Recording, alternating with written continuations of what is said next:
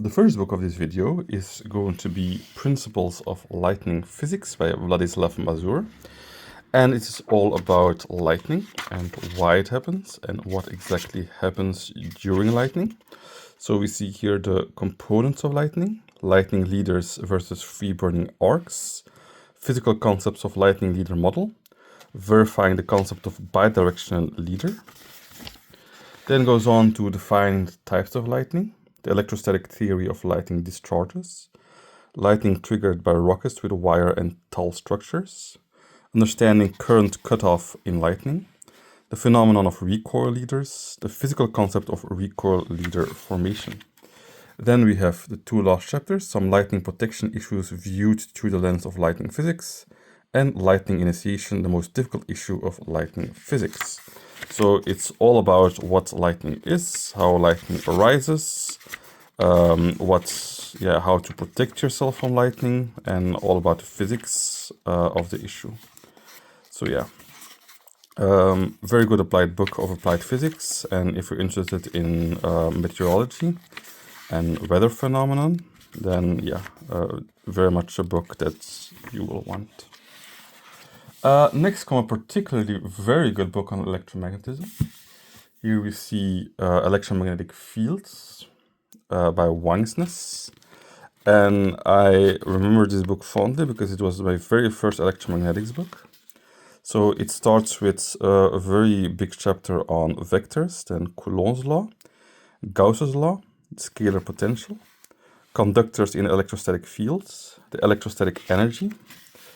Then we have electrical multipoles, boundary conditions at the surface of discontinuity, electrostatics in the presence of matter, special methods in electrostatics, electric currents, Ampere's law, magnetic induction, the integral form of Ampere's law, the vector potential, Faraday's law of induction, magnetic energy, magnetic multipoles, magnetism in the presence of matter, Maxwell's equations, scalar and vector potentials, systems of units, plane waves, reflection and refraction for plane waves, fields in bounded regions, circuits and transmission lines, radiation, and then finally special relativity.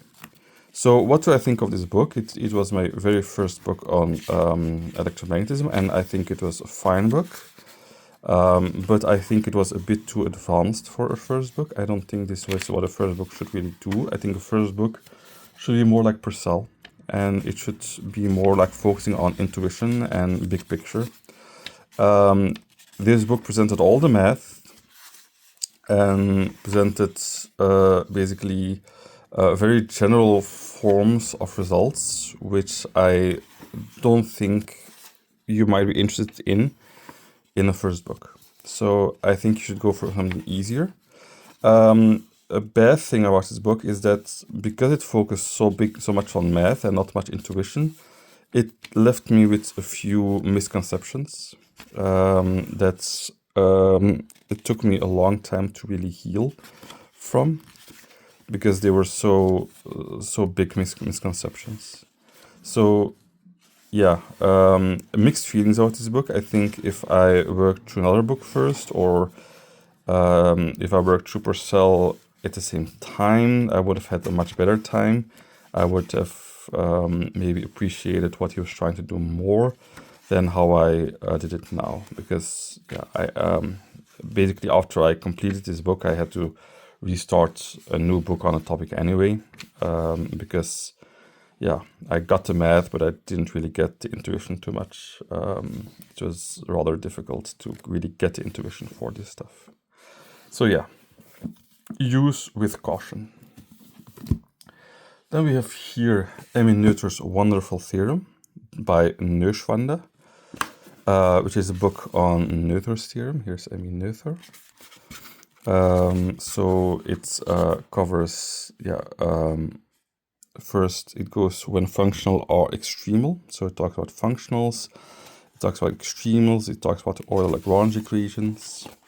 Then it talks about when functionals are invariance, and then Emmy Noether's theorem, the invariance of fields and Noether's theorem, gauge invariance as a dynamic principle, and then post-Noether invariance in phase space, and the action as a generator. So yeah, a short book on Noether's theorem and how to think of Noether's theorem, and basically, yeah, all about it and all about where it comes from and how you should see things. It's a pretty good book. I enjoyed reading it. I think it taught me a lot of very fun stuff. I think after a book like Taylor, this is very worthwhile book in doing. If you want more intuition, or yeah, I mean, because Taylor doesn't cover this at all, right? Taylor doesn't cover Noether's theorem at all, which I think is a bit of shame. I think they really should have. So this would be an excellent next book on the topic. Next we come by a book, The Geometry of Special Relativity by Tivian Dre. So yeah, it's a book on special relativity. So let's see what it covers. We see here in the first chapter, we see introduction of Einstein and Newton's relativity, the physics of special relativity, circle geometry. Then it covers hyperbola geometry, the geometry of special relativity, applications, problems 1, paradoxes, relativistic mechanics, problems 2, relativistic electromagnetism, problems 3, beyond special relativity, hyperbolic geometry, calculus. So this is basically all about a mathematical formalism of special relativity and how things behave and how to think of it mathematically. I don't think it's a particularly good book. I don't think I particularly enjoyed reading it because yeah, I think I appreciate the physics more than the mathematics. And I think if you do want to go in depth in the mathematics of special relativity, I think there are much better books than this. Next we come to a very famous book, infamous book. You see here we have Categories for the Working Mathematician by MacLean. Basically the number one book on category theory. So it starts with categories, functors, and natural transformations, constructions on categories, universals and limits. Then it goes towards adjoints, limits, monads and algebras, monoids, abelian categories, special limits, Kahn extensions, symmetry and braiding in monoidal categories, and finally structures as categories. So yeah, if you're going to be like a PhD student in category theory, this book is definitely a must.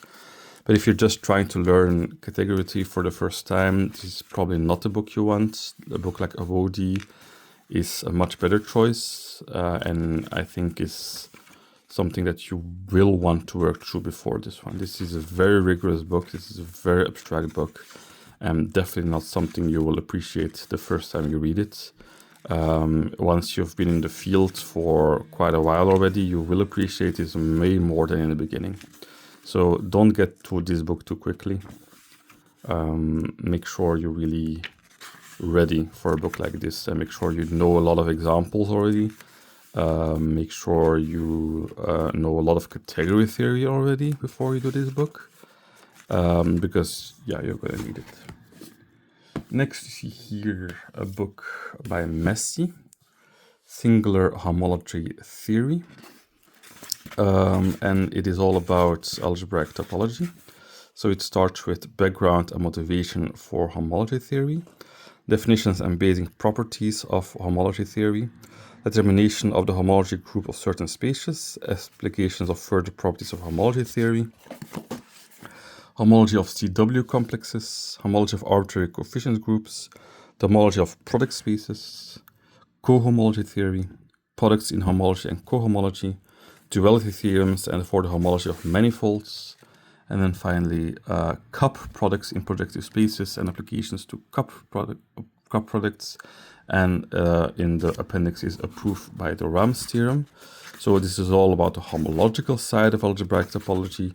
And if you already know homotopy, if you already know a bit of algebraic topology, and already know a bit of what homology is about, this is an excellent book. Absolutely brilliant. Brilliant, good book. I do think there are probably a bit better books on the topic though, but I did not mind it. I think it was a good book. Next we come by a famous function analysis book by Brézy. Function analysis, Sobolev space and partial differential equations. So Mir, this is for you. A book on function analysis. So we start off with the Hahn-Banach theorem, right off the bat, Hahn-Banach, and very abstract forms of it already, like the bidual spaces. So yeah, you see you have to be pretty conversant in function analysis already. So then we see here the uniform boundedness principle and closed graph theorem, weak topologies, reflective spaces, separal spaces, uniform convexity. Then we see things like LP spaces, Hilbert spaces, compact operators, spectral decomposition of spectral compact operators, the Hiller-Yoshida theorem, Sobolev space and a variational formulation of boundary value problems in one dimension, then in n dimension, and then we have evolution problems, the heat equation, the wave equation, and then miscellaneous complements. What's good about this book is that there are a number of problems, and the problems are not easy. They're pretty difficult problems. Definitely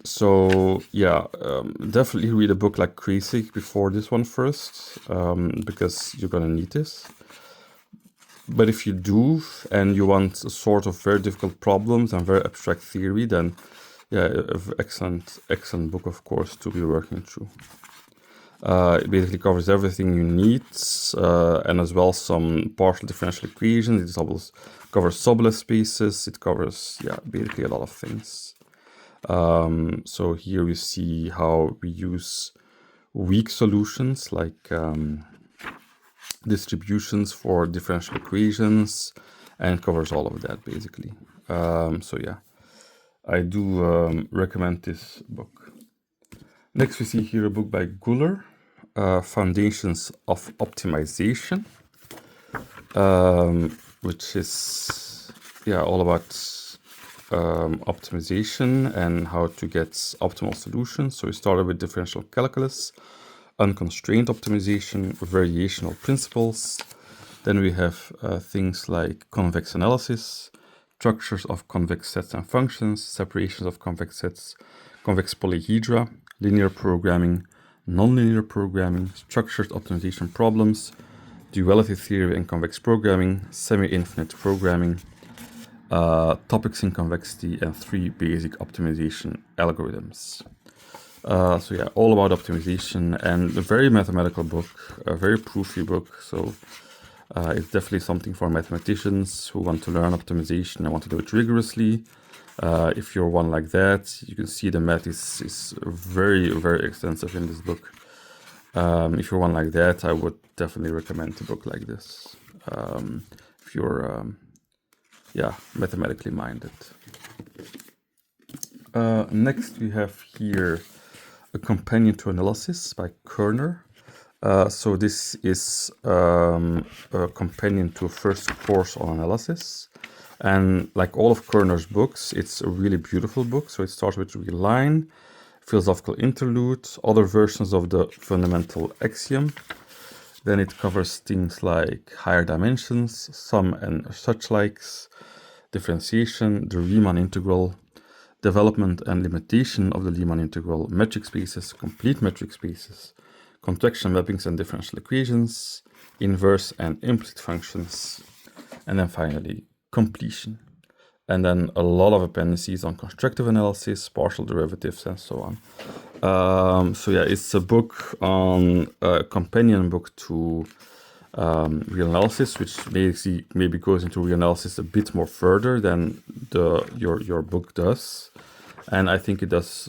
So you see there's a lot of exercises to work through. There's a lot of theorems, a lot of results that you may not, that are maybe a bit too niche to be in the book.